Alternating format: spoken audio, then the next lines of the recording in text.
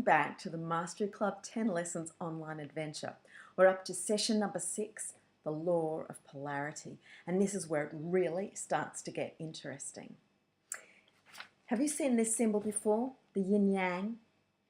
The yin-yang symbol represents a pattern of complementary opposites that is found throughout the entire cosmos. That includes light and dark, night and day, male and female. It's a great symbol to keep in mind as we work through this session and then through the rest of your life. We'll come back to it in a moment. But first of all, let's start with the quick check-ins that we do at the beginning of each session. You've noticed that we've started each session with gratitude, a reflection on how you're going with your goals, and a visualization. So let's do some of those with a kind of law of polarity angle. First of all, gratitude. Last week we talked about how it's easy to be grateful for presents and lovely sunny days, things like that, and much harder when the weather's dreary, when we get disappointed, when things don't turn out how we want. So what I'd like you to do is to pause the video and think of something that you can be grateful for that didn't turn out how you want. Get into that state of gratitude. And if you're having trouble with that, just hang in with the session and try again in a little while because we're going to revisit that idea. The next thing is actually a challenge. I've got a challenge for you. I would like you to send me an email or post on the forum something that you like about this course so far and something that you don't like. All right? Since we're on about equal balance, right? Complementary opposites. What's the like and the not like about this session? It's good feedback for me, so I'd love to hear from you. And now before we go into our visualization, again, since we're on the theme of equal balance, let's do a breathing exercise that regulates balance in our bodies. If you think about it, breathing in and breathing out are also part of this complementary opposite that we see throughout the cosmos. What's interesting is just then the sun went behind a cloud. It's playing, the light and dark is playing with us today in this session, which is quite funny. Okay, so take a moment, and what I'd like you to do is take a breath in to the count of 3, then hold for 3, then breathe out for 3. So we're regulating the in and out, the in-breath and the out-breath, right? The inhale and the exhale. Okay, let's do that.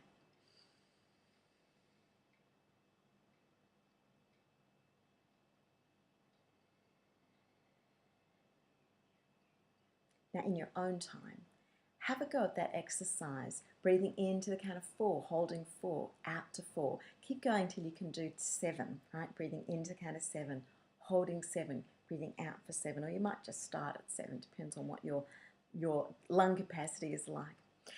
And then when you're in that lovely relaxed state, take a moment, revisit your visualization, your goal, this thing that's so important to you, and imagine that you've achieved it. Get yourself in the zone of real gratitude for it, of feeling it, experiencing it as real. See it, hear it, smell it, taste it, touch it, and have that moment where you're really grateful. You've got this thing that's so important to you, it worked out. And then when you've done that, also make sure that you do that quick check-in on your goals process. So identify, what did you do in the last week? Well, first of all, what is this goal you're working on? What did you do towards it? What did you achieve or what did you learn? And what is your next step? And then we'll jump into the law of polarity. In the Mastery Club, Nina's uncle has created a game called Good Stuff, Bad Stuff to help people become masters. And the first step of the game is to be able to really recognize and appreciate this yin-yang aspect of the universe, of the cosmos. And so here's a game for you. I call it the duality game or the polarity game, all right? And what your job is to do is to make a list of as many sets of opposites as you can. You might like to use a little timer, you know, give yourself 3 minutes and just go for it. And then what I'd like you to do is go to the forum and post your list there. I'll post mine as well. We'll see how big a list we can post of all the opposites that exist throughout the cosmos. Because doing this exercise proves to us that the cosmos is an ordered whole. That's actually what the word cosmos means, and that it is an ordered whole of complementary opposites, because we realize that we wouldn't understand light if we didn't understand dark. We wouldn't understand happy if we didn't understand sad. Positives and negatives work together in perfect order, and we need both of them. Okay, so we have negative and positive. We have these opposite polarities, and we need both, and they obviously work together. But often we consider one to be better than the other. For instance, out of kind and cruel, which one do you think we consider better?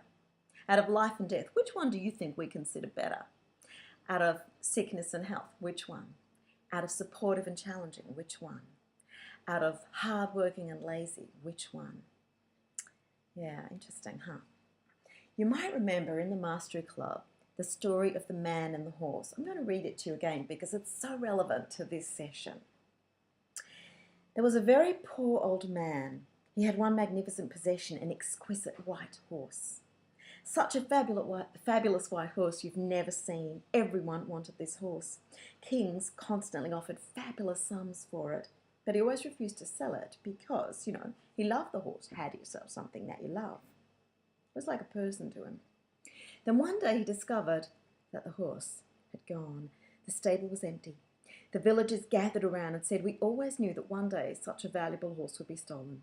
You should have sold it while you had the chance. You could have got a good price for it, and at least you would have had money in your pockets. Now you have nothing." And the old man said, "Don't go too far. All we can say is that the horse is not here. Anything else is a judgment." 2 weeks later, the horse returned and brought with it a dozen wild horses. Again, the people gathered. "You were right, old man. We were wrong. It's not a misfortune. It's proved to be a blessing." Again, the old man said, "Don't go too far. All we can say is that the horse has returned and that a dozen wild horses have come with it. Who knows whether it's a blessing or not? It's only a fragment." This time the people didn't say much, but they knew inside themselves that it was a blessing, that the old man was wrong. The horses, after all, could be sold for quite a profit. A week later, the old man's only son started to train the horses. He fell from one of them and broke both his legs. Again a crowd gathered. "You were right, old man. It wasn't a blessing. It's a misfortune. Your only son is crippled. Your only investment in the future crippled, useless." Again the old man said, "You're obsessed with judgment. Who knows whether it's a blessing or not? Only say that my son has broken both his legs. It's a fragment. Who knows the outcome?" Shortly afterwards, the country was called to war. It was against a strong army, and all the young men in the district were conscripted. And they were going to certain death because they were so outnumbered. They were all called up, and the whole town was weeping, except for the old man's son. He was accepted because he had broken legs. Again the people gathered around. "You were right, old man. At least you have your son, even though he's crippled." "It's impossible to speak to you people," the old man exclaimed. "You are obsessed with judgment. Who knows if it's a blessing or a curse? Only life can tell." Great story. Have you ever put together a jigsaw puzzle? You know how puzzling it is at the beginning. You've got this little piece and this little piece, and how do they all fit together? And we don't see that big picture until the end when all the pieces are in place. It's a little bit like that story of the man and the horse, isn't it? All that we see is a fragment at a time. Our lives are like that. And so sometimes we're inclined to make judgments and to say, "Oh, this looks bad, this fragment. Or this little piece, it doesn't look good." But it makes more sense when we see the whole picture, and we can see how that piece was part of the big picture, how it served the whole. Do you remember the story of Janine Shepherd? Janine is the Australian athlete who was heading for the Olympics in skiing, and she was knocked off her bike while training and broke her back and her neck, and was headed for possibly never walking again. Now that would seem like a terrible thing, wouldn't it? That fragment, that little piece of the puzzle looked like a tragedy. But what came out of that for Janine? She gained enormous courage. She gained determination, persistence. She learned about the power of her mind, about the power of visualization. She hung in there. She created a whole new career for herself as a pilot. She created fame. She wrote a book. She was on TV. She had a show all about her film. She met the man of her dreams. She married and had 2 children through that unexpected little fragment that looked so tragic. There's a really wonderful view of forgiveness that Dr. Demartini talks about. Janine Shepherd is someone who demonstrates the power of our response, which is our third force, isn't it? Her second force was that tragedy. Her third force was her response. And that was, in her case, an amazing response. And she really created something wonderful out of what looked like a terrible experience, a terrible stroke of luck. And you know, having that ability to not judge it as bad, but just see it as one piece in the puzzle and keep building towards our big picture is one of the greatest things that we can do. There's a wonderful definition of forgiveness that Dr. John Demartini gives, which is that forgiveness is not me saying, well, I forgive you for doing this thing, for hurting me, which puts us sort of above the other person, but rather, I thank you for giving me this experience because of how I've learned and grown through it. I think that's really a wonderful view. Thank you for giving me this experience. Let's go back to the good stuff, bad stuff game, this polarity game, right? So we know that every event is two-sided. The master sees the whole. The masses react to the pieces, the fragments.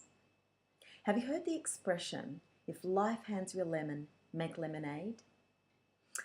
Well, what I'd like you to do is to join me on the forum in really applying these principles. We're going to create a list of negative experiences. And then together we're going to go looking for the positive, the blessing in that list. And then we're going to do the opposite, the flip side, right? We're going to create a list of positive experiences. And we're going to go looking for the negative, the drawback to that positive. And then we're going to make a list of just neutral things and look for both sides. What's the positive and negative? What's the blessing and the drawback of those experiences? Because have you noticed that on this symbol there's a dot of darkness on the light side and a dot of light on the dark side? And that's to tell us that inside every dark experience there is a blessing, there is some light. And inside every light experience, there is some darkness. You might also have heard the expression rose-colored glasses. And that's what this side is about. That sometimes we see something and we're infatuated with it. It just seems all good. And that's a reminder, a warning, a suggestion to take off the rose-colored glasses and have a good look. Because there's also another side to the positive. A side where it might actually not be serving us as much as we think. So I'm going to meet you on the forum to play that game. At this point, I'd like to introduce you to 2 wonderful books. Firstly, this one. This is called The Breakthrough Experience by Dr. John Demartini.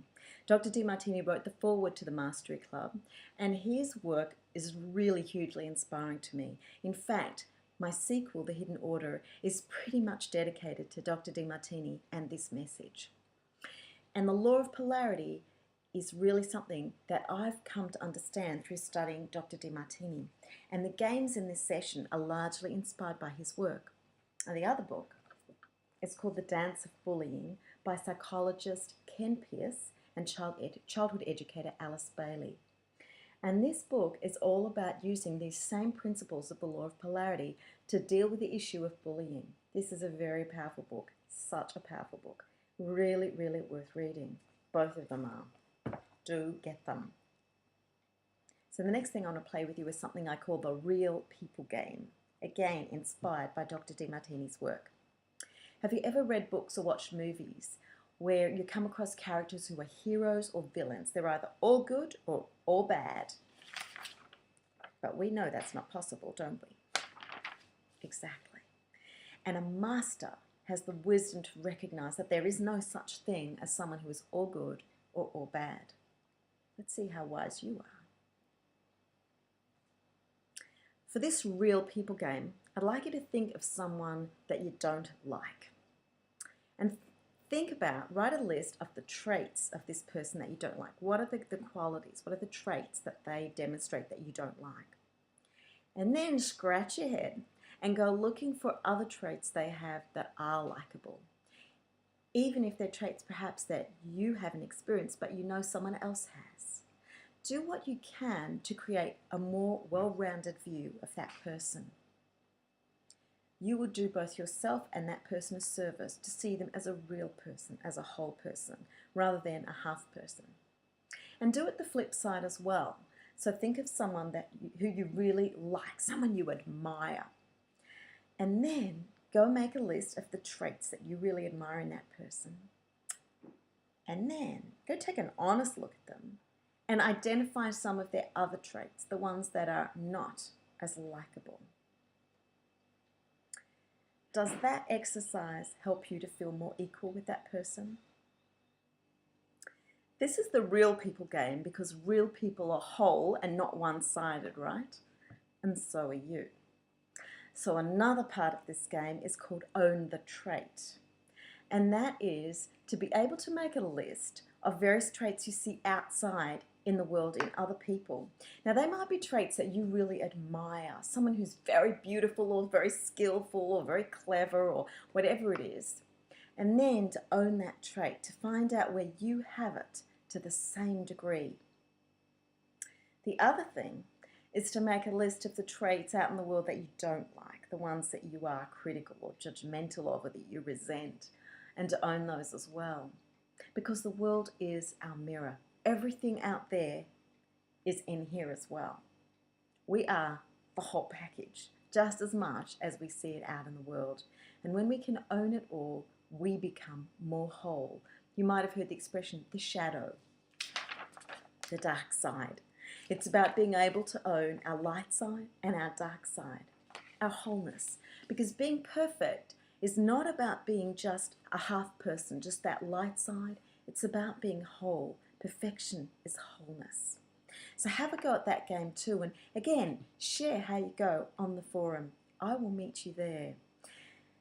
Have a great week. And remember, your perfection is your wholeness. Life is here to support you and challenge you in equal balance because that's wholeness. And I will see you next week for session number 7, the law of resonance and vibration.